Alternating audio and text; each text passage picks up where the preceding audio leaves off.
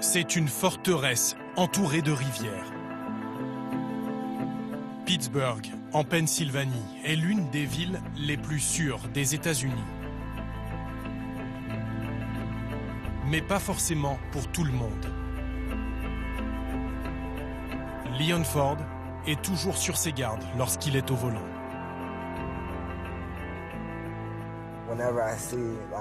Dès que je vois un policier, tout s'éteint en moi. Il n'a rien à se reprocher. Aucun délit, aucune infraction. Mais ce n'est pas suffisant, il le sait. Il y a 3 ans, un contrôle de police a failli lui coûter la vie.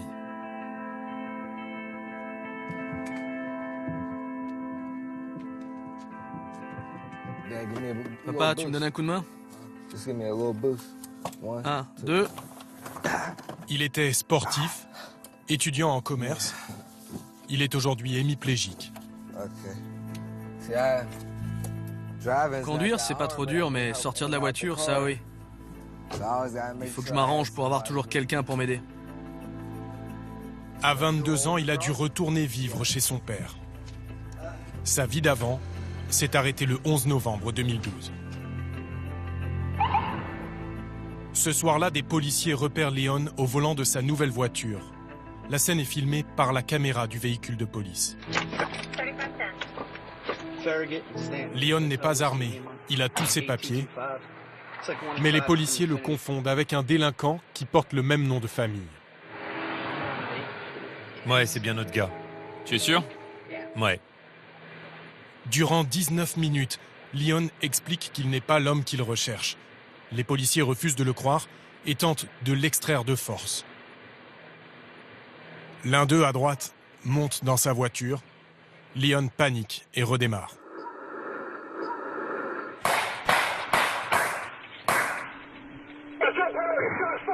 Le policier à bord de la voiture lui tire 5 balles à bout portant. Leon finit sa course dans un muret. Quand ils m'ont sorti de la voiture, jeté sur le sol et menotté, je ne croyais pas qu'ils m'avaient vraiment tiré dessus, jusqu'à ce que je sente mon sang le long de mon corps et sortir de ma bouche. Et l'un des policiers m'a dit « J'espère que tu vas mourir ». Leon est un miraculé. D'autres n'ont pas eu cette chance. Walter Scott, en Caroline du Sud. Le feu arrière de sa voiture est cassé. Pour échapper à une amende, il s'enfuit, sans arme.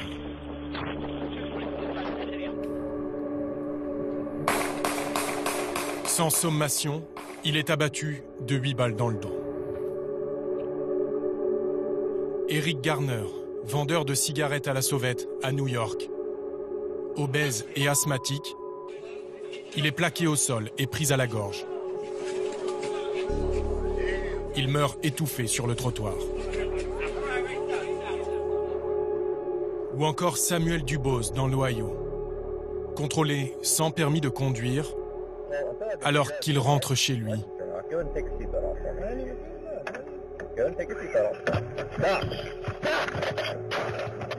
Tué d'une balle dans la tête. Leurs photos ont fait la une des journaux avant d'être remplacées par d'autres. Rien qu'en 2015, ils sont 75, plus d'un par semaine. Des hommes non armés, tués par la police, tous afro-américains. Autant de visages et une même question. La police américaine est-elle raciste? De Los Angeles à Washington, nous avons enquêté sur ceux qui sont censés protéger et servir. Tu es ridicule. Tu es à l'académie de police ici et t'es pas au niveau. Comment sont-ils formés? Dans quel cas ont-ils le permis de tuer? Il recule, il recule! Nous avons découvert plusieurs commissariats fermés pour racisme. Et dans certaines régions, un harcèlement quotidien de la communauté noire. 2 balles dans le corps et 1 dans la tête. Les Afro-Américains sont-ils redevenus des cibles? Enquête sur une police plus critiquée que jamais. «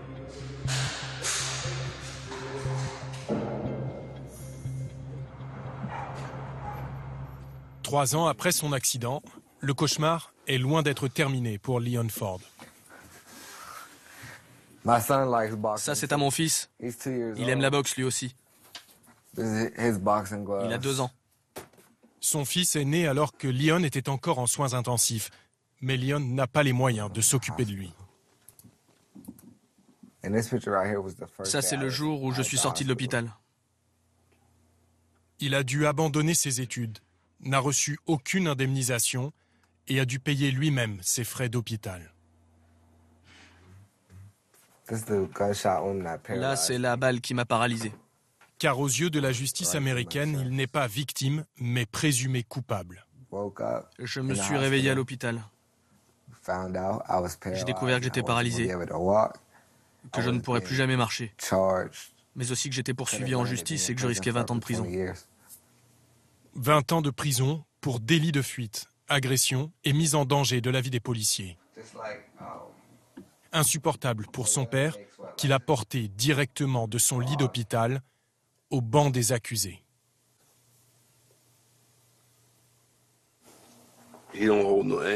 Lui, aujourd'hui, n'a pas de colère en lui, pas de rancune. J'imagine qu'il tient ça de sa mère. Ils ont essayé de faire comme si mon fils, un bon citoyen, était un criminel pour justifier ce qu'il lui avait fait. Comment, dans ma situation, je peux parler de justice? C'est quoi la justice pour moi? Je me réveille tous les jours et je vois ce fauteuil et je sais que c'est injuste. Alors que les policiers, eux, ils sont dehors, ils travaillent comme avant. Ce soir-là, au moment où le policier entre dans sa voiture, Leon dit avoir pris peur. Les officiers ont-ils agi de façon adéquate ou disproportionnée? Nous avons demandé à les rencontrer. Suspendus le temps d'une enquête administrative, ils ont repris leur travail. Impossible de savoir dans quel commissariat, pas celui de la zone 3, où nous avons eu le droit de filmer. Ici, 90% des policiers sont blancs. Ok les gars, soyez prudents, protégez-vous. Casquette et gilet pare-balles obligatoires sous la chemise, cela fait 20 ans que le sergent Cunningham porte l'uniforme. Comme son frère, son père, son oncle et son grand-père avant lui. 20 ans qu'il patrouille les rues avec chaque jour une dizaine d'appels d'urgence. Je fais attention au danger, je sais qu'il existe, ça m'aide à rester vigilant. Je suis toujours sur mes gardes. Au bout de quelques minutes, première intervention. On cherche un homme noir d'une vingtaine d'années, 1m80, en sweatshirt à capuche blanc et bleu. Un homme est recherché pour tentative de viol. D'après l'appel radio, le type est armé d'un couteau. C'est un jeune homme noir en jean. C'est une description classique? Je ne peux pas dire ça, mais c'est vrai que c'est le premier signalement qu'on reçoit.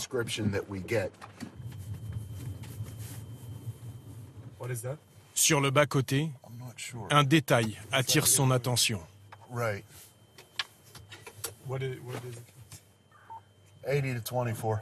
Un sweatshirt similaire à celui que portait le suspect.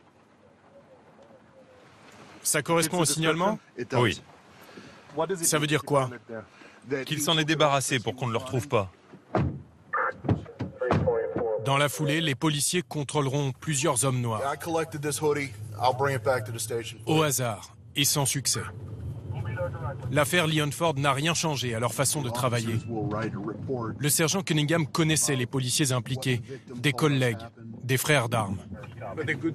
C'était de bons policiers, ils étaient bien notés? D'après ce que je sais, oui, c'était de bons officiers de police. Enfin, ce sont de bons policiers. Vous savez, on doit penser à notre sécurité avant tout. On a toujours en tête qu'il y a peut-être une arme dans chaque situation. Et monter dans une voiture lors d'un contrôle, c'est une procédure normale? Personnellement, ce n'est pas quelque chose que je ferais. Mais je ne veux pas leur jeter la pierre, parce que je n'étais pas là. Il n'en dira pas plus. La question est sensible. Pourquoi l'officier David Derbysh est-il monté dans la voiture? Et pourquoi a-t-il fait feu? Il travaille désormais dans un bureau. Mais c'est lui qui l'a choisi. Il n'a pas été sanctionné. Pour tenter d'avoir une réponse, nous nous rendons au commissariat central. Son dernier chef vient d'être renvoyé pour corruption. C'est Cameron McClay qui a pris la suite, avec pour mission de faire le ménage. Mais lorsqu'il s'agit de l'affaire Leon Ford, il reste droit dans ses bottes. C'est vraiment difficile à comprendre pour le grand public. Mais une intervention peut avoir l'air particulièrement horrible et injuste et être parfaitement légale. Les officiers peuvent utiliser leur arme s'ils font face à une menace de mort ou de blessure sérieuse.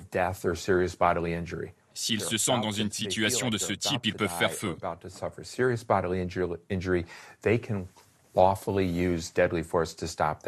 S'ils se sentent en danger? Oui, s'ils se sentent en danger. Si vous avez l'intention de me tuer et que vous avez un pistolet sous la table et que j'attends de voir votre arme pointée sur moi, il est déjà trop tard pour que je fasse quoi que ce soit pour me protéger.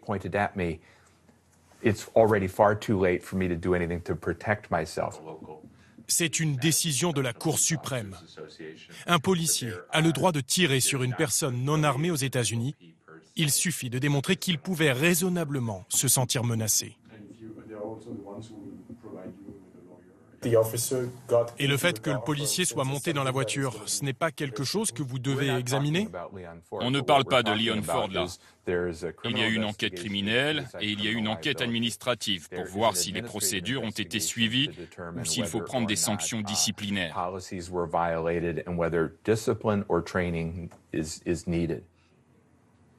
Les policiers ont-ils commis une faute?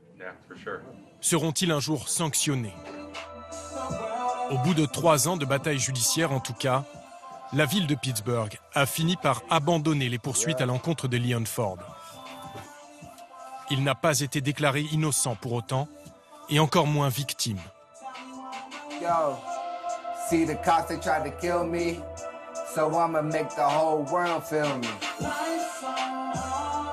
Il a décidé de prendre le micro. Selon lui, le combat dépasse largement son histoire personnelle.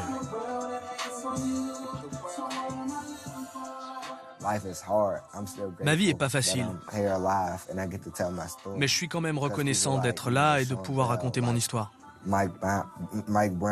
Parce que tous les autres, Sean Bell, Mike Brown, Trayvon Martin ou Freddie Gray, tout cela, ils ne sont plus là. Et je comprends à quel point ma voix est importante.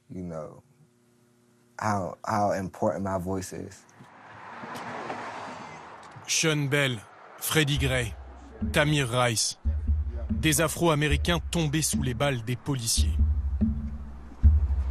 Et si toutes ces morts étaient le symptôme d'un mal beaucoup plus profond? C'est ce que va mettre en lumière l'affaire Michael Brown. Août 2014, à Ferguson, dans le Missouri. Ce colosse de 18 ans, en casquette rouge, vole des cigares dans un magasin et repousse le vendeur. Quelques heures plus tard, sa route croise celle de l'officier Darren Wilson. Le policier l'interpelle parce qu'il marche au milieu de la rue. Les deux hommes en viennent aux mains. Que se passe-t-il ensuite? Les témoignages divergent, mais l'officier fait feu à 12 reprises et tue Michael Brown, pourtant non armé.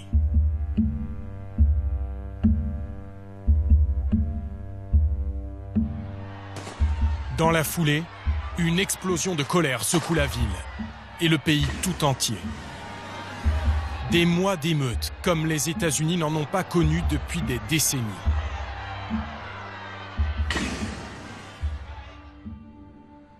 Un an et demi plus tard, l'incendie est éteint à Ferguson. Mais les braises de la colère couvent toujours. Lala ne connaissait pas Michael Brown. Mais sa mort a fait d'elle une militante. Vous avez une jolie voiture. Merci. Il y a marqué quoi là, ici? Il y a écrit « J'aime Mike Brown » et « Révolution ».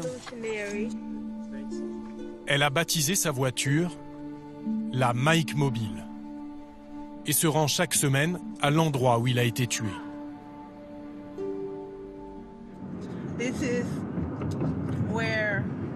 C'est là qu'ils l'ont assassiné. Que l'officier Darren Wilson a voulu jouer à Dieu et a tué Michael Brown. Michael Brown était un petit délinquant. Il est devenu un symbole.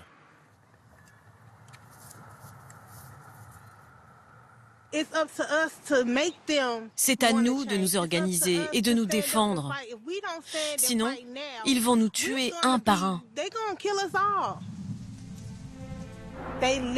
Ils l'ont laissé au milieu de la rue pendant 4h30. 4h30, pendant lesquelles les enquêteurs et experts balistiques tentent de reconstituer la scène. 4h30 avant qu'un policier ne recouvre son corps, exposé aux yeux de tous, dans ce quartier quasi exclusivement noir. Maladresse des policiers ou humiliation délibérée, pour beaucoup, c'était une provocation. Voilà, là c'est mes photos de ce mois d'août. Et là, c'est Darren Wilson. On est à sa recherche. Il est recherché pour meurtre. Selon vous, il n'y a pas eu de justice? Il n'y a pas eu de justice. C'est un meurtrier en liberté. Il a été payé pour le meurtre de Michael Brown. Il a touché des milliers de dollars et sa retraite. Il s'est marié. Il est heureux. L'officier Darren Wilson n'a pas été inculpé. Il a reçu 500 000 $ de dons d'Américains qui le soutiennent et il a disparu. Où se trouve-t-il aujourd'hui? Il ne travaille plus au commissariat de Ferguson où personne n'a accepté de nous répondre. Pour retracer son parcours, nous nous rendons dans la ville voisine, Jennings. C'est dans ce commissariat que Darren Wilson a débuté sa carrière il y a 6 ans, avant qu'un premier incident n'éclate. Aujourd'hui, c'est le capitaine Jeff Fusting qui dirige cette brigade de 35 hommes. Là, c'est notre cellule anti-gang. Ils sont chargés de lutter contre le crime organisé. Aucun d'eux n'a travaillé avec l'homme qui a tué Michael Brown, car l'officier Darren Wilson et ses collègues de l'époque ont tous été licenciés. Darren Wilson travaillait ici jusqu'à ce que la police soit dissoute, en mars 2011. Ils avaient plusieurs problèmes. Il y avait un problème de corruption au sein du commissariat, un taux de criminalité élevé, et puis des problèmes, disons, de relations avec les communautés. Problème avec les communautés. En clair, le commissariat entier a été dissous pour corruption et racisme. Aujourd'hui, ceux qui ont succédé à Darren Wilson, comme le sergent Norton, tentent de réparer les dégâts auprès d'une population à 80% noire.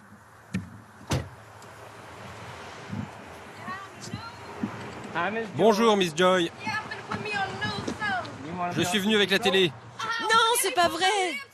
Attendez, je vais mettre mon rouge à lèvres. Venez dans mes bras. Ça va bien? Ça va très bien. Ça, c'est de la police de proximité. Alors, pas mal, non? La police de Jennings, il y a 5 ans, c'était comment? Oh, c'était des racistes. De vrais racistes. Pour un homme noir comme moi, ce commissariat, c'était comme 20 ans en arrière. Si vous marchiez dans la rue et qu'ils vous emmenaient au poste, vous risquiez de vous faire tabasser à mort. Ces policiers-là ont quitté Jennings aujourd'hui. Mais beaucoup ont repris du service ailleurs, après quelques semaines de mise au banc. Darren Wilson, lui, a été recruté 3 mois plus tard par la police de Ferguson.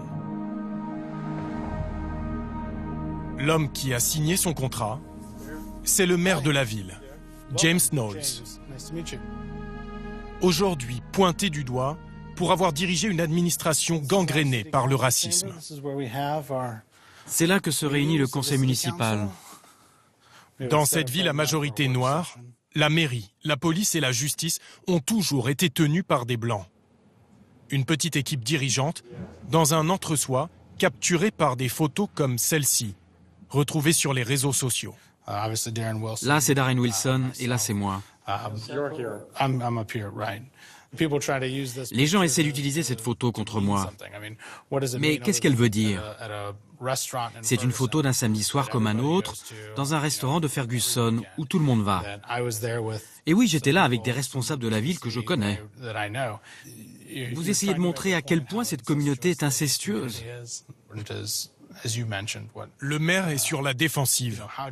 Au sein de sa petite équipe, il a dû licencier 6 personnes pour racisme. Et en particulier, Marianne Tweety, sur laquelle s'appuie Darren Wilson. Elle travaillait au tribunal de la ville. Moi, en tout cas, je ne l'ai jamais vue traiter les Noirs de façon différente. Je crois même qu'elle a un beau-frère ou une belle-sœur qui sont noirs. Mais ça n'enlève rien au fait qu'elle n'aurait jamais dû envoyer ces emails racistes depuis sa boîte mail professionnelle, avec un ordinateur de la ville. La greffière échangeait des emails racistes avec des policiers de Ferguson. Comme cette photo d'un ancien président américain donnant le biberon à un singe, avec pour légende Ronald Reagan s'occupant de Barack Obama bébé. Ou encore celui-là, où l'on peut lire « Une Afro-Américaine se rend à l'hôpital pour avorter. Elle reçoit un chèque de 5 000 $ et demande pourquoi. On lui répond « Pour avoir lutté contre le crime. » Marianne Tweety, elle aussi, a retrouvé du travail après avoir été licenciée. Dans cet autre tribunal d'une ville voisine à 15 km de Ferguson. Nous la contactons par téléphone. Franchement, j'ai aucune envie de parler à la presse, là. Je veux laisser toute cette merde derrière moi. Mais vous avez bien envoyé ces emails. Et j'ai pas envie d'en parler.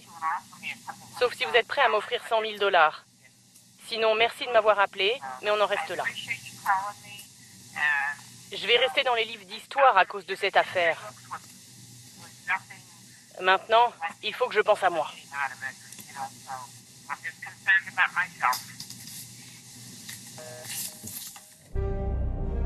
Aujourd'hui, elle continue à intervenir dans les affaires légales des habitants. En caméra cachée, nous nous rendons à sa dernière adresse.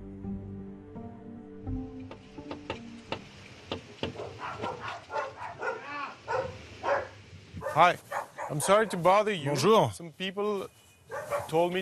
C'est son ex-mari qui nous reçoit. Ils sont séparés depuis peu.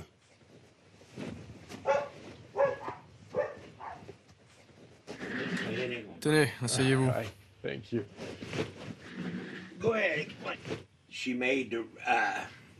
Elle a fait une blague qu'on n'a plus le droit de faire aujourd'hui, vu qui est notre président, vous voyez. Il voulait juste un bouc émissaire, et c'est sur elle que c'est tombé. Mais elle n'a jamais eu de problème de racisme. À la limite, elle s'en prend à moi parce que moi je viens du Sud. Je suis raciste. Vous êtes raciste? Ah oui. Ah oui, très raciste, je viens du Sud. Ma famille a toujours détesté ces gens. Vous voulez dire les Noirs? Vous savez... Comment dire?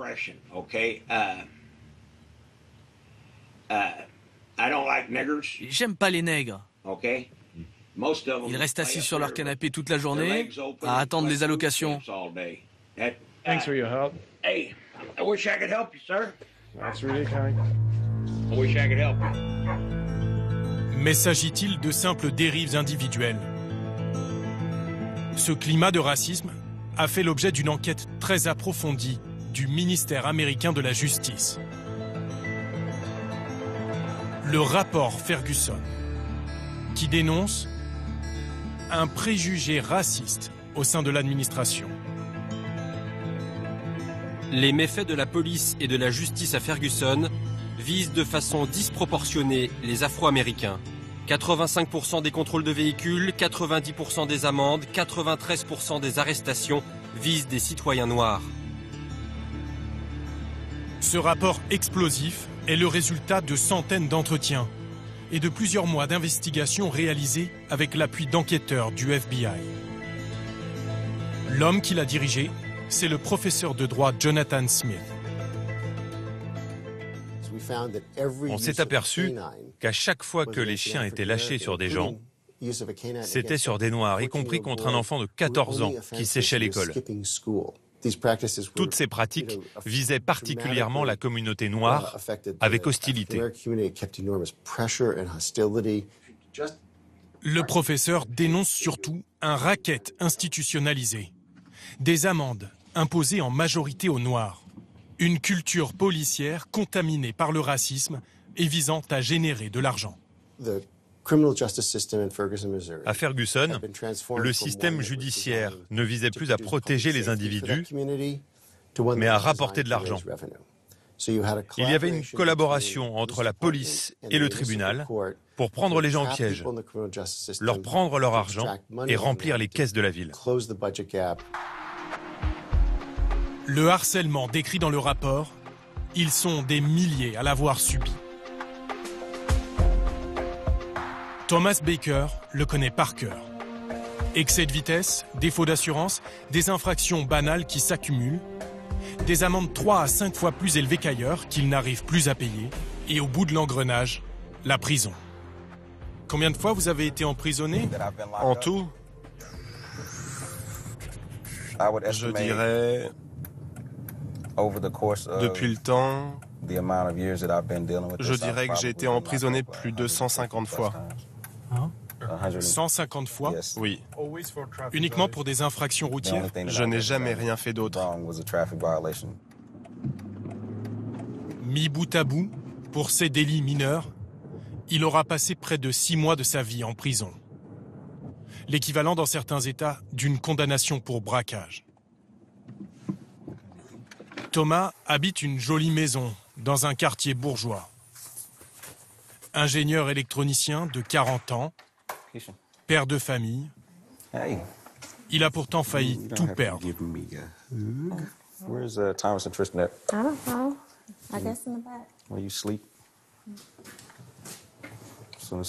Voilà, c'est là que je range mes amendes.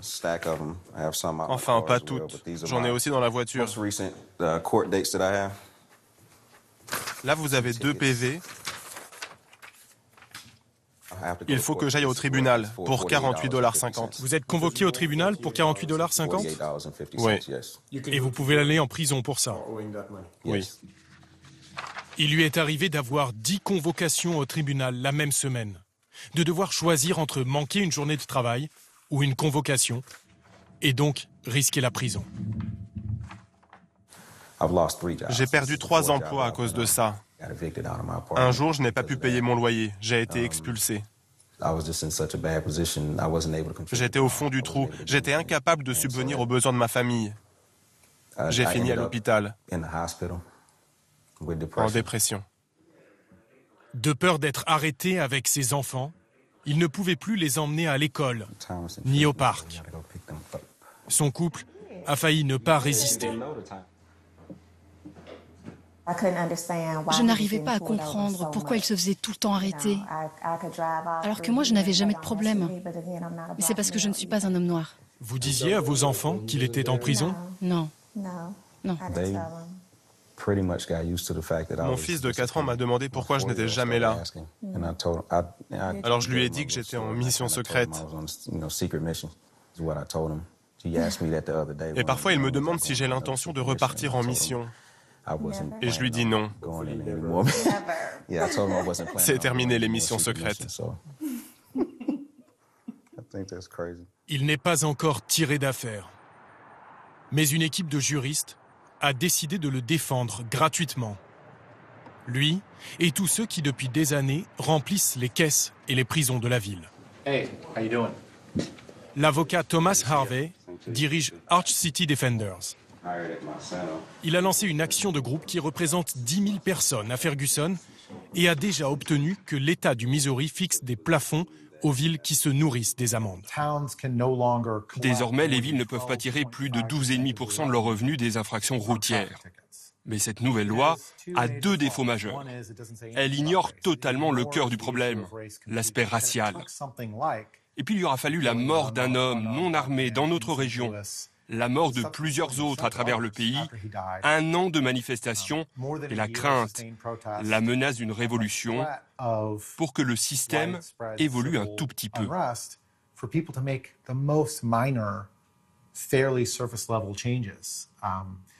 Et maintenant que cette menace n'est plus là, maintenant que la menace n'est plus là, j'ai peur qu'on revienne au statu quo. Il y a un homme, en tout cas, qui refuse le statu quo. Nous retrouvons Leon Ford, à plus de 1000 kilomètres de chez lui. Hey, I'm good. How are you? À l'université de Richmond, en Virginie. Chaque semaine désormais, il se rend dans une nouvelle ville des États-Unis pour raconter son histoire.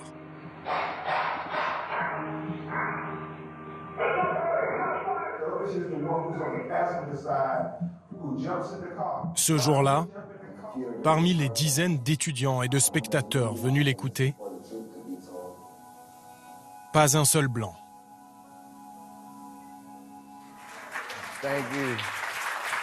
Mais ceux qui ont fait le déplacement repartent bouleversés.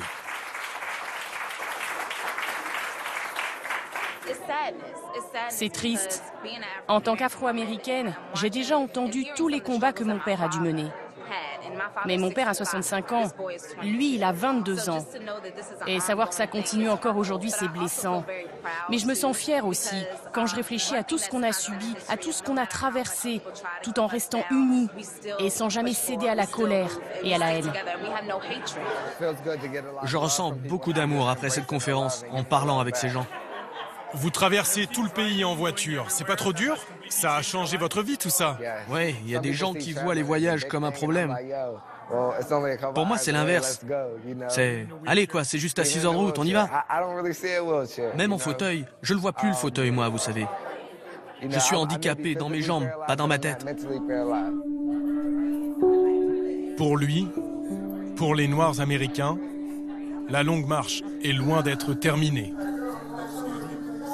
Depuis que nous l'avons quitté, Leon Ford a donné plusieurs dizaines de conférences.